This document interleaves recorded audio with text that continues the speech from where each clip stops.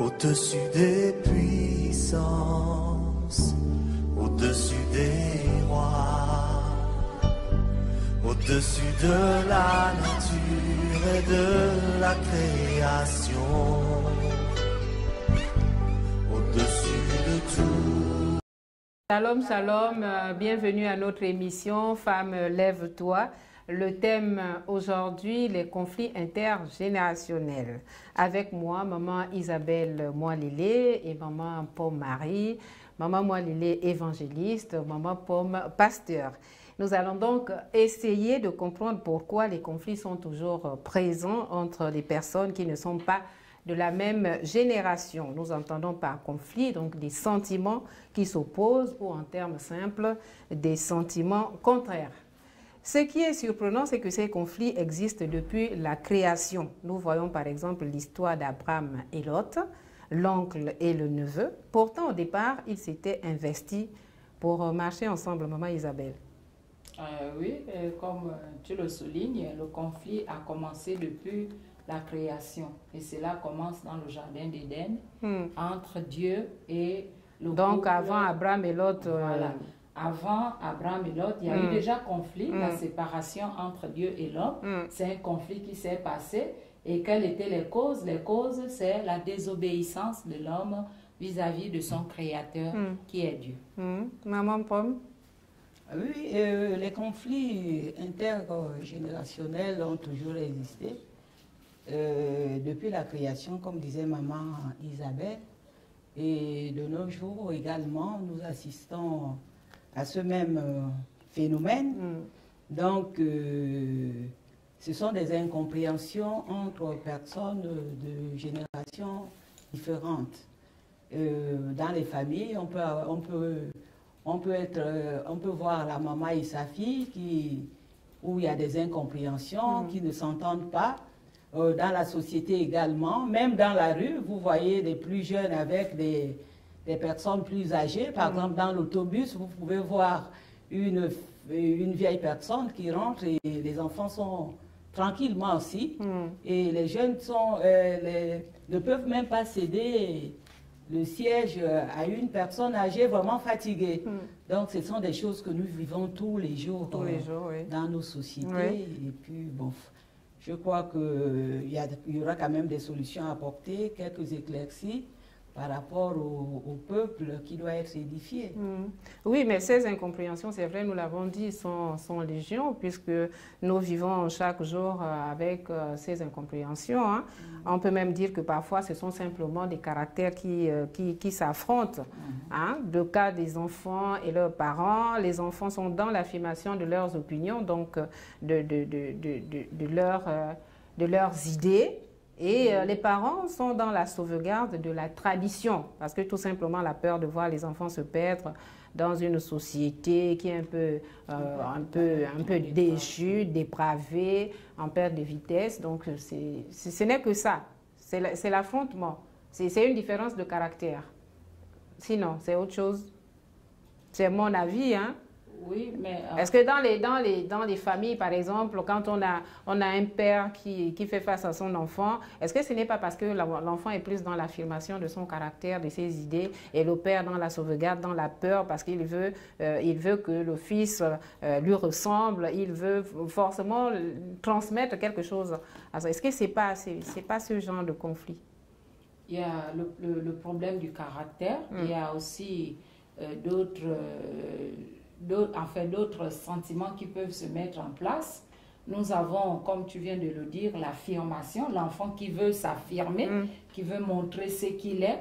Et nous avons le père qui veut, ou bien les parents qui veulent conserver ce qu'ils ont reçu comme héritage de leurs parents, de la tradition. Voilà, pour transmettre à l'enfant, parce qu'ils veulent que la vie qu'ils ont reçue de leurs parents, ou bien l'éducation qu'ils ont reçue de leurs parents, l'enfant également puisse mettre cela en pratique. Mais l'enfant de son côté, il s'est dit, bon, ça, l'éducation de mes parents, c'est démodé, c'est de l'ancien temps. En tout cas, je n'ai rien à faire. Ce qui me préoccupe aujourd'hui, c'est par exemple le modernisme, ou bien ce que je regarde à l'Internet, ou bien à la télé. C'est ce qui préoccupe l'enfant. Mais alors que le parent de son côté, il veut vraiment voir son enfant avec un avenir meilleur. Mais est-ce que vouloir que son enfant ait un avenir meilleur, c'est transmettre avec brutalité sa culture? Non, je voudrais répondre à cet aspect de la question.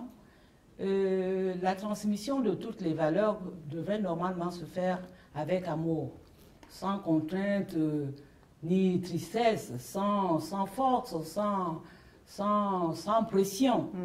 Donc, les enfants doivent être libres.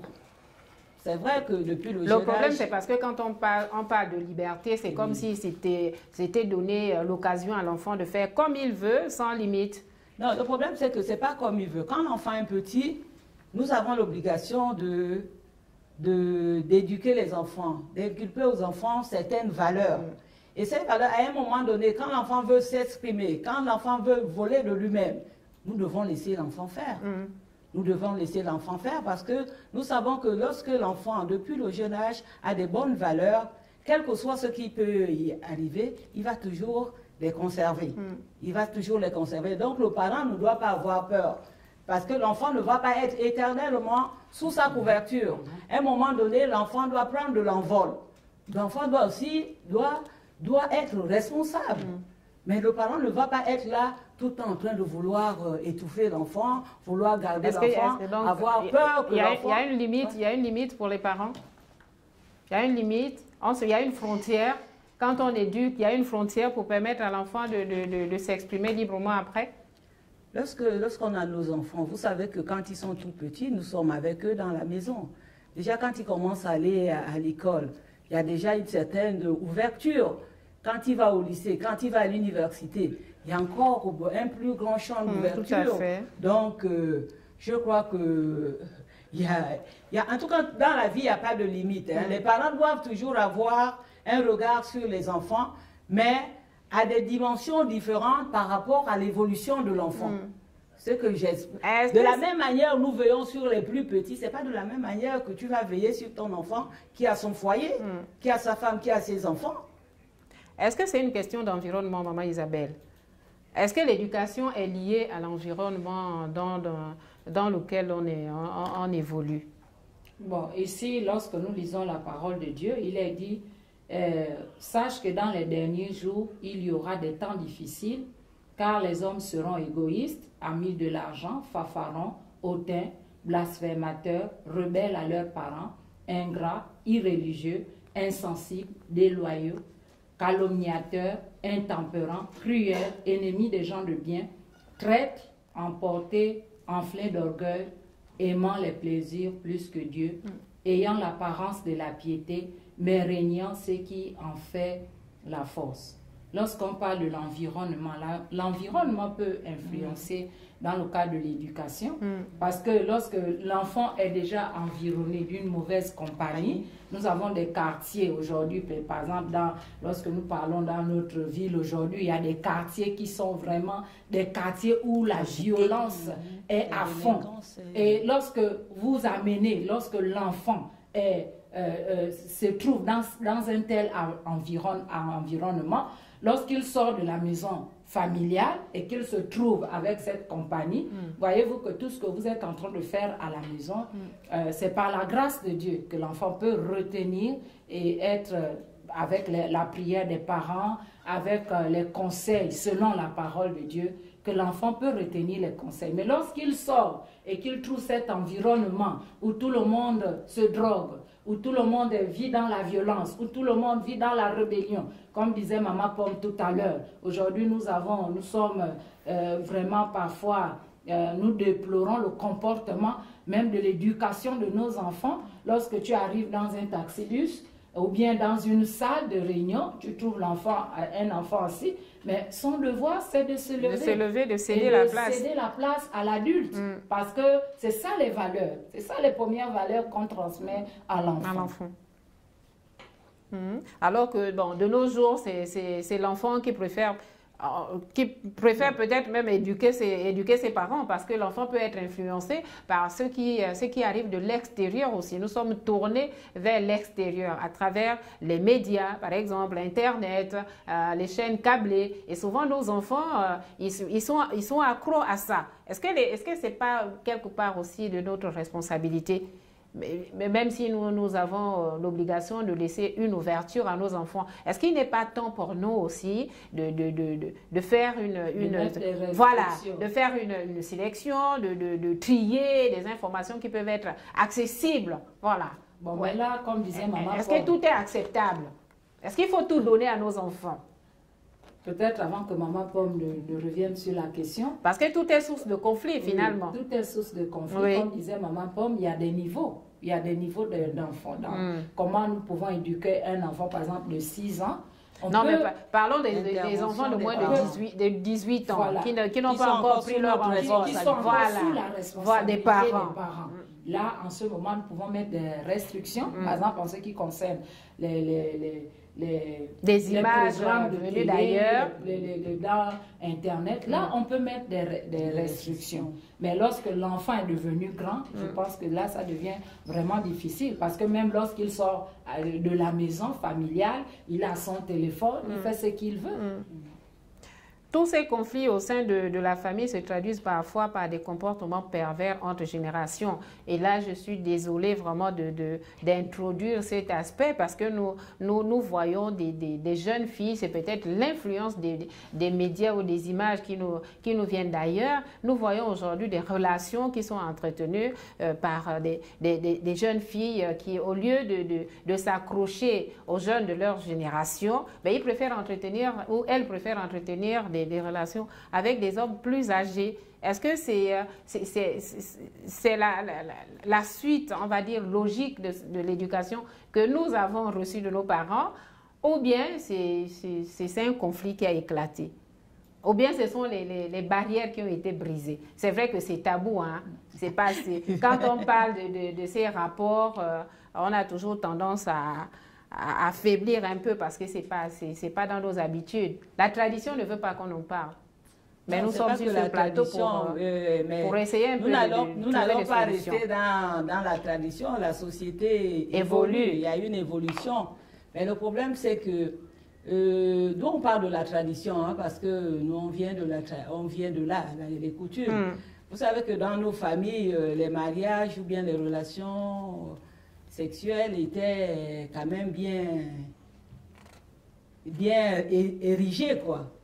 Donc, tu ne pouvais pas, une jeune fille, tu es dans une famille, tu vas aller sortir avec un vieux sans te marier, sans être marié.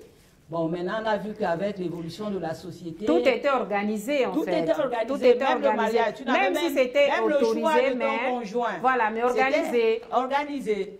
Mais maintenant, les jeunes filles, avec l'évolution, elles sont là, elles ont des besoins. Elles veulent avoir l'Android, elles veulent avoir... elles se jettent partout sur des personnes qui sont suffisamment nanties, mais on voit les conséquences qui en découlent. Les conséquences qui en découlent, il y a des foyers qui sont brisés, et ces jeunes filles-là, elles ont une intention précise. C'est aller, par exemple, avec le monsieur pour s'acheter, par exemple, un Android, pour acheter les vêtements, c'est tout. Mais l'homme qui va avec la petite, il va briser, son ménage va se briser. Les enfants vont en pâtir à cause de cet acte que la jeune fille venait de poser. Donc, il y a des valeurs là qui sont en train de se remettre en cause. Et ces conflits aujourd'hui, Maman Isabelle, vous voulez compléter? Bon, compléter peut-être dans le sens d'ajouter que, comme on vient de parler de la coutume, parce que par exemple dans notre pays, il y a la coutume au Bali qui voudra que le grand-père, donc le vieux papa, épouse la jeune fille. Ça, c'est dans la coutume. Et là, quand on regarde cette coutume-là, il n'y a pas d'intérêt pour la jeune fille de se mettre avec ce papa. Parce que c'est déjà la décision des parents de donner... C'est quelque chose qui est imposé, qui est imposé à la jeune fille. Oui. Et cette jeune fille-là, quel qu'en soit l'âge du papa, elle va grandir auprès de ce papa. Et parfois ce sont des mariages qui ont réussi jusqu'aujourd'hui. Oui, parce que c'était organisé et puis ce n'était pas pour atteindre un objectif précis. La jeune fille, elle arrivait soit pour soutenir la grand-mère qui était déjà fatiguée, la grande sœur, la tante, voilà, pour essayer de relever le mariage. Donc ce n'était pas une compétition, alors qu'aujourd'hui, nous constatons que les jeunes filles qui arrivent dans ce genre de relations par intérêt, ou bien pour créer des conflits dans les foyers. Dans les foyers. Voilà. Alors que c'est normalement, ça ne devait pas être ainsi. Avoir une relation par intérêt, comme nous l'avons dit il y a de cela dans l'une de nos émissions, dans le cas de la violence conjugale, c'est toutes ces choses-là qui entraînent aux violences conjugales et qui peuvent même entraîner à la mort. Source de conflit, oui. Violence conjugale, nous avons vu des jeunes sœurs, par exemple, qui ont été prises en charge par des aînés, qui ont vécu dans des ménages, mais qui sont après devenus des rivales dans ces mêmes foyers. Donc, c'est tout ça qui crée des conflits entre des générations. Ça, c'est une source de conflit qui peut durer des générations, des familles et des familles. Cette source de conflit-là ne peut pas vraiment prendre fin parce que, par exemple, moi, tu es chez ta grande sœur, elle t'accueille comme un enfant, elle t'éduque comme un enfant, elle t'élève comme l'une de ses filles. Et tu as le courage, vraiment le courage de sortir avec son mari et même avoir un enfant avec ce monsieur.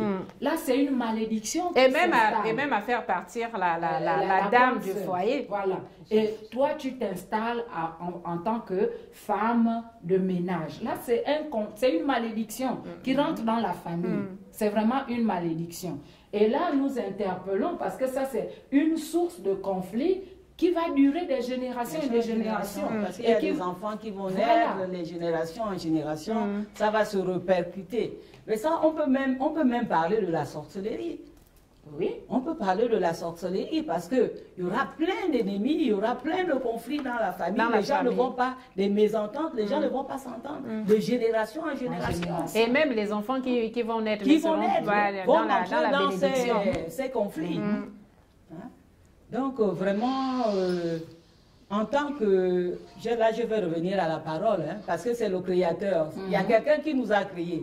Et cette personne était vraiment disciplinée. Il nous a donné vraiment des recommandations que nous devons faire des efforts pour essayer de suivre.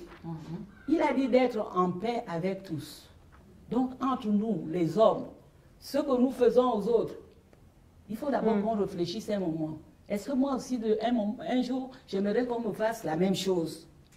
Par exemple, une soeur qui te prend dans la maison, qui te garde, qui te donne tout, si elle a même les enfants, elle te traite au même niveau de qualité que des enfants de la maison. Mais quel est cet esprit qui va t'amener à sortir avec son mari et à même prendre le foyer, parce qu'il y a d'autres qui se sont retrouvés dehors. Il y a d'autres qui se sont retrouvés dehors. Et là, c'est même pas... Il n'y a pas que les petites sœurs qui prennent des hommes mariés. Il y a aussi des femmes de ménage, des jeunes filles que nous prenons dans nos maisons pour nous aider à entretenir nos maisons, qui deviennent parfois des rivales aussi. C'est aussi source de conflit parce que ces jeunes que nous prenons, elles ont à peu près, les jeunes filles ont à peu près l'âge de nos filles, de nos enfants. Et puis par la suite, elles deviennent des rivales. C'est aussi source de conflit. Et moi, je dirais même, parfois, c'est peut-être pas la faute de ces jeunes filles. Peut-être qu'elles sont sous l'influence des responsables de famille, du chef de famille, qui n'arrive pas à se contrôler et qui parfois brise les barrières et brise le respect. Et puis, nous courons un peu vers... Oui, je vais ajouter aussi quelque chose. Là aussi, il faut rien dire contre... Il faut dire quelque chose par rapport au comportement, aux responsables de famille. Moi, là, je vais parler du côté de la femme. La femme aussi ne doit pas laisser la dame de ménage faire tout dans la maison. Jusqu'à aller dans la chambre, dans les lieux intimes. Et si elle est absente, parce qu'il faudrait que l'occasion se présente aussi, que le mari puisse passer, si c'est dans la maison, puisque généralement ça se fait dans la maison. Et la femme, elle est où? faut pas qu'elle soit aussi trop absente dans la maison. Là aussi. Pour qu'elle laisse le temps au mari de pouvoir placer le mot. Il faut qu'elle soit éveillée, qu'elle soit vigilante. Parce que celle que tu prends pour faire le ménage, c'est une femme comme toi. Elle peut te remplacer. Et puis, depuis les générations, on a vu des femmes de ménage se substituer aux maîtresses de maison. Donc, nous devons être vigilantes aussi. Nous ne devons pas avoir une confiance aveugle. Confiance absolue. Sur la dame de ménage. Non. Mais là aussi, Confiance absolue. Confiance absolue. Attention, les femmes de ménage arrivent bien armées. Maman Isabelle. Bon, maman prend ma souligner du côté de la dame qui est responsable du foyer, mais il faut aussi souligner du côté du monsieur, le chef de famille. Le chef de famille. Qui ne sait pas maintenir sa libido en place. Qui ne sait pas faire la différence, que ça c'est la femme de ménage et c'est celle-là qui est ma femme. Non, il s'est trompé, Il y a une histoire de la Bible. Attendez. Revenons dans la Bible. La femme, hein. Qu'elle fasse le ménage ou qu'elle soit la femme de maison, la femme reste la femme. Il y a quelqu'un Donc il faut faire très attention. Il y a quelqu'un qui s'était réveillé un bon matin et puis qui n'avait pas reconnu le visage de la femme qu'il avait épousée. Je crois que c'est dans la Bible. Donc je crois que ces hommes, quand ils se lèvent le matin, ils font une confusion entre est-ce que c'est pas la femme de ménage, est-ce que c'est pas mon épouse, est-ce que c'est pas l'enfant. Voilà. Nous parlons en riant, mais ce sont des problèmes qui causent. Non, mais c'est triste, oui. Oui, ce sont des situations tristes qui causent des conflits éternels même, si on peut le dire. Parce que le monsieur qui est responsable, qui accueille une dame de ménage, le couple bien sûr, qui accueille la dame de ménage dans la maison. Mais le monsieur doit réfléchir que cette femme-là, elle est là, je la considère désormais comme une fille, comme ma fille. Et c'est même au lieu de la fille, même une employée de maison. Voilà. Donc il y a des limites. Il y a des barrières. Il y a des barrières qu'il faut mettre. C'est comme des barrières qu'il met vis-à-vis de sa fille. Parce que même quand la fille évolue, elle a les formes qui sortent, mais le père doit mettre des barrières, disant à sa tête que c'est ma fille, je ne suis pas devenu fou pour sauter sur ma fille. Mais il y en a qui sautent sur leur fille, maman Isabelle. Ceux-là, est-ce qu'ils sont fous? Il y a des vicieux, il y a des vices. Est-ce qu'ils sont fous? Bon, mais peut-être ici aussi l'occasion d'interpeller les jeunes filles, qu'une jeune fille doit avoir une bonne tenue, une bonne conduite, même dans sa maison, même dans la cellule familiale. Il est important pour la jeune fille d'avoir toujours une attitude réservée. Ça, c'est important.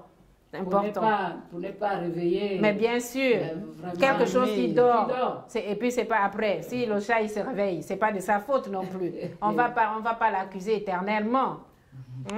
Et ces conflits sont aussi, on les retrouve aussi dans l'entreprise. Madame Pomme, dans l'entreprise, nous voyons aussi des conflits intergénérationnels entre les jeunes qui arrivent diplômés, je suis diplômé en ceci, cela, et puis je ne vais pas me laisser faire. Et l'ancien qui est un peu conservateur, qui lui dit, écoute, toi tu arrives avec ton diplôme, mais j'ai plus d'expérience que toi. Et puis finalement, la cohabitation devient difficile. La cohabitation devient difficile dans l'entreprise. Mais nous savons qu'une entreprise est mise sur place pour qu'elle puisse porter du fruit, elle puisse évoluer. Maintenant, s'il y a des conflits internes, vous voyez que ça freine l'évolution et la bonne marche de l'entreprise. La stabilité de l'entreprise. Oui, donc là, quand vous relevez, si vous êtes chef d'équipe d'entreprise, vous relevez qu'il y a un conflit intergénérationnel au sein de l'entreprise, il faut on peut jouer le médiateur. Le médiateur, c'est que vous faites asseoir les deux personnes qui sont en conflit, les individus en conflit, vous les appelez, vous les faites asseoir, parce que les conflits, c'est souvent les idées qui s'opposent. Les idées qui s'opposent, quelqu'un peut concevoir quelque chose autrement et l'autre conçoit d'une autre manière. Bon, vous pouvez réellement avoir des idées qui diffèrent, mais ne pas aboutir à un conflit. On aboutit à un conflit quand une personne veut maintenant imposer ses idées. C'est là où ça devient conflit. Donc, quand vous relevez qu'il y a des conflits intergénérationnels au sein de votre équipe d'entreprise, vous appelez les parties concernées. Lorsque vous les appelez à un endroit neutre, c'est pas qu'à l'Assemblée, non. Et vous, là, on procède maintenant à l'écoute et à la communication. Donc, chacun va parler. Il faut les faire parler. Mais il y a aussi un problème d'ego, Madame Pomme. Oui, mais le problème, c'est qu'auparavant, il faudrait que les personnes qui sont en conflit aient cette volonté de vouloir se réconcilier. Tout à fait. Se réconcilier. S'il n'y a pas vraiment cette volonté, je crois que si vous êtes chef d'entreprise, autant les licencier. Parce que c'est votre société qui va en pâtir. Et il faut aussi ajouter que la source des conflits dans les sociétés, c'est souvent, lorsque nous sommes en train de parler, il y a d'abord l'expérience et ceux qui arrivent avec les nouveaux diplômés. Voici la source de conflit. L'origine. Voilà l'origine de ces conflits. Parce que lorsque celui qui arrive avec les diplômes, il s'est dit, bon, moi, en tout cas, j'ai les diplômes, je connais tout, je sais. Je peux m'imposer. Je peux, par exemple, même enlever le vieux qui est là, il ne sert plus à rien. Alors que il faut le pousser vers la porte. Le vieux qui est là, il a l'expérience. Toi, tu as les diplômes.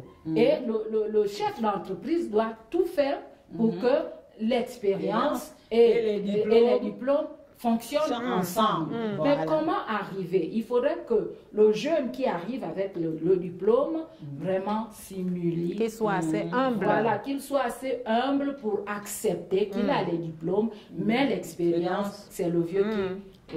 mais quelquefois aussi, la part revient aux vieilles personnes qui veulent être conservatrices. Parce qu'il faudrait aussi qu'on comprenne que les jeunes aujourd'hui ont des défis différents à relever par rapport aux anciennes générations, compte tenu du modernisme. Le vieux aussi doit comprendre ça. Lui aussi doit faire des concessions. Les concessions se font de part et d'autre. Les concessions doivent mais le vieux doit aussi comprendre qu'à un moment donné, on doit lâcher prise. Céder la chaise et passer la main. Non, mais maman Isabelle, le temps passe. Le temps passe et le temps passe. Encore retraité. Il ne faut pas le précipiter. Il faut aussi que le jeune puisse l'expérience. Faire des concessions pour pouvoir travailler. Et puis, il y a un temps d'apprentissage aussi. Le jeune aussi doit comprendre que si la société est maintenue jusque-là, c'est grâce aux vieux. C'est grâce au reconnaître. Reconnaître l'apport du vieux. Même si ses actions ne sont plus trop compte tenu du poids de l'âge, mais il faut que le jeune reconnaisse. Non, mais le jeune, lui, on ne fait pas du neuf avec du vieux. Donc, comme il est arrivé avec ses diplômes, il maîtrise l'Internet et tout, l'outil informatique, mais le pauvre vieux, il n'a plus sa raison d'être. Mais le conseil du vieux sera toujours important. Mais oui, c'est le conseil du sage. Le conseil du sage. Le conseil du sage. Toujours important pour le jeune. Et puis, on est complémentaires. On est complémentaires. On a besoin de tout le monde tout dans à la fait. société. On est complémentaires. De tous les apports. On a besoin de tous les apports. Le jeune, il a besoin la science infuse. Personne n'a la science infuse. On a besoin de tout, des vieux, des jeunes, pour que la société puisse évoluer normalement. Alors, la tradition africaine veut que l'on baisse les yeux. Je ne sais pas si ça existe encore aujourd'hui. Un jeune face à un aîné, quand l'aîné parle, il baisse la tête. Est-ce que de nos jours, c'est encore valable? Est-ce que c'est encore possible? Bon, peut-être oui, peut-être aussi non, mais surtout le non qui prime, parce que je venais au début de lire le passage de Timothée 3, à partir du verset 1. Avec les temps difficiles dans lesquels nous sommes, où les enfants sont devenus rebelles, les enfants veulent réfléchir d'eux-mêmes, ils ne veulent écouter aucun conseil, aucune directive, donc ils sont libres de faire ce qu'ils veulent. Et c'est vraiment déplorable ce que nous vivons aujourd'hui dans notre société. Maman Pomme? Est-ce que c'est à cause des conditions difficiles que l'enfant ne peut plus se soumettre les nouvelles générations ne peuvent plus regarder les cheveux blancs avec beaucoup de respect et considération? Est-ce que c'est à cause de la crise? Non, c'est pas. C'est d'abord une crise... C'est la crise due au péché. qui est liée à l'homme. C'est ça la véritable crise. Parce que la crise... C'est ce qu'on disait au départ, la désobéissance entre... Voilà. La crise, elle est spirituelle, elle est dans l'homme. La rébellion est dans l'homme. Et l'homme ne peut pas s'en défaire de ses propres forces. Il faut une autre autorité au-dessus de l'homme pour lui défaire de cette crise spirituelle qui est le péché. Pour qu'il puisse prendre conscience que quand on est face à un adulte ou à quelqu'un de plus âgé, il y a une certaine conduite, il y a une certaine tenue. Maman Pomme. Oui, certaines valeurs qu'il faut inculquer à nos enfants. Les valeurs du respect, de l'honnêteté, de l'amour. Toutes ces valeurs, nous devons les enseigner à nos enfants. Mais il faudrait aussi que les enfants soient réceptifs à ces valeurs. Parce que nous nous parlons, maintenant nous ne pouvons pas également parler et agir. Ce sont les enfants qui doivent recevoir et mettre en pratique les plus jeunes, la parole. Les plus jeunes. Les plus vieux aussi doivent comprendre que c'est pas aujourd'hui. Voilà, c'est pas maintenant c'est pas parce que tu as dit aujourd'hui que forcément l'enfant a compris. Il faut continuer. Voilà, il faut insister. Ne pas relâcher. Insister, parce que c'est le devoir des parents. C'est les parents qui l'enfant, c'est pas seulement c'est la répétition. C'est comme si c'était un enseignement. L'enfant, pour qu'il acquiert les bonnes manières, il faut répéter. Dans la rue, maman Isabelle, vous avez, en tant qu'évangéliste, je vais vous laisser conclure, dans la rue, dans la société, ces jeunes qui nous regardent, qui nous observent, qui ont en face des personnes plus âgées, c'est quoi la conduite? Parce que finalement, l'enfant de la rue, c'est l'enfant de tout le monde.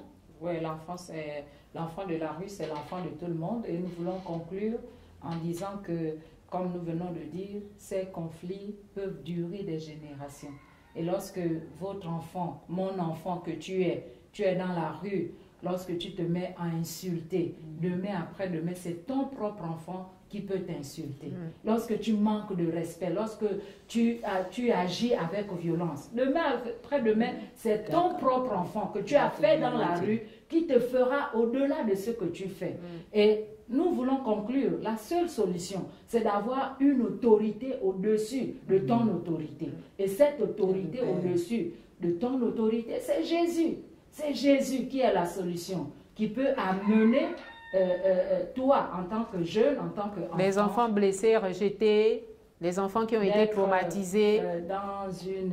Je peux dire, dans une relation d'amour, de paix avec le Seigneur Jésus. Même si tu as été blessé, les conséquences de tes parents, même si tu subis des blessures qui ne peuvent pas trouver de solution, Jésus a la solution à tous les problèmes. Voilà, mesdames, messieurs, nous sommes donc arrivés au terme de ce numéro de Femmes Lève-toi, conflit intergénérationnel. Merci de votre fidélité, que le Seigneur nous garde tous. D'ici là, portons-nous bien. Au revoir.